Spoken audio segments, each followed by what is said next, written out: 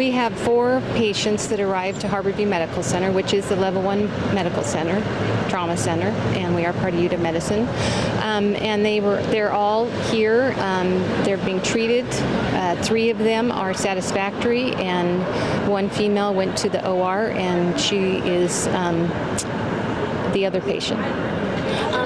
The firefighter the updates from the firefighters said that 5 people were injured. So is there any update on that one other person? I haven't heard that we're going to have another patient come here. We have 4 that we are aware of, but we're ready if we need to treat another patient.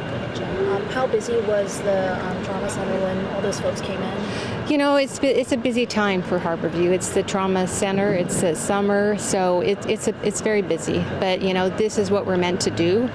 We're always ready because we're the level 1 trauma center. So if something like this happens, an unfortunate shooting, then we deliver, and that's what we did this evening. Can you speak to the nature of the injuries at all?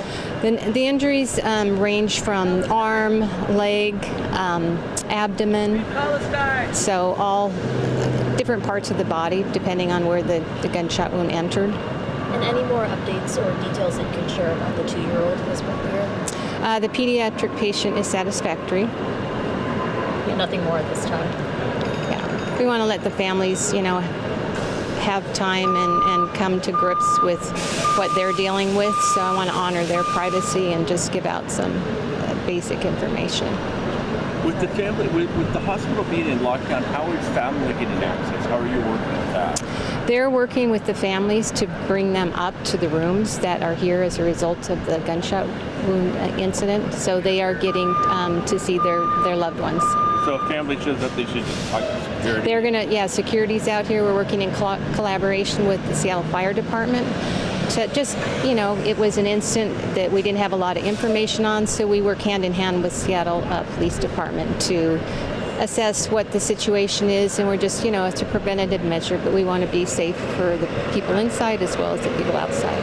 So the hospital is officially on lockdown? It's on a partial lockdown, but yes, the family members that are here for the incident are being let in to go see their loved ones. And I'm sorry, can we get a recap again about the patients, the breakdown of the genders and their conditions? So we have, let me check my, we have a pediatric patient. We have a female who is in surgery. I don't know that age. And the pediatric patient is a male. And then we have another male that's 23 and a 39-year-old female. And they're all satisfactory, besides the one in the OR? Yes.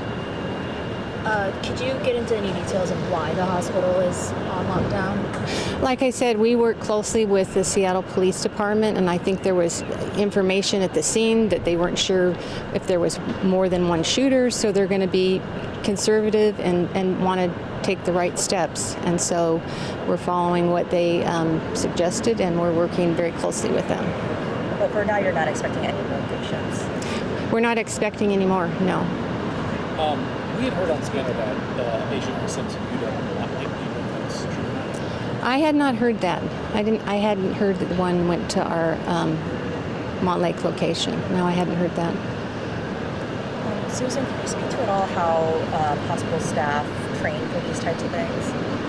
I think when you work at Harborview, you know, it's what we do from a standpoint of trauma. It's our business. And so you have people that love to work here, and there's certain people in the emergency department that love doing that type of work, and they do get training as students. You know, we're an academic medical center, so we have students in training. So it's just something I find that they really love what they do, and they're very good at it. And it's sort of like they're an orchestra. It just all smoothly works. And you wouldn't know there's a trauma coming in. I've been here 25 years, and I've seen some amazing work in there, and the calmness that you see, it's just, it's pretty amazing. And it's gratifying to see the work they do and the lives they've saved. But as far as mass casualty events, do you guys run drills or anything like that? We do drills all year, yes. Sometimes you'll see them out here with tents. So yeah, drills are common that we regularly do. Can you clarify clarify with the lockdown how many SPD officers are here and how many vehicles? I don't know what SPD. I've seen a few at the corner here, but I don't know what. You'd have to ask them. And so does that mean that like people can't walk in right now, or anything like that? It's for the families of the people that have been injured from the gunshot wounds.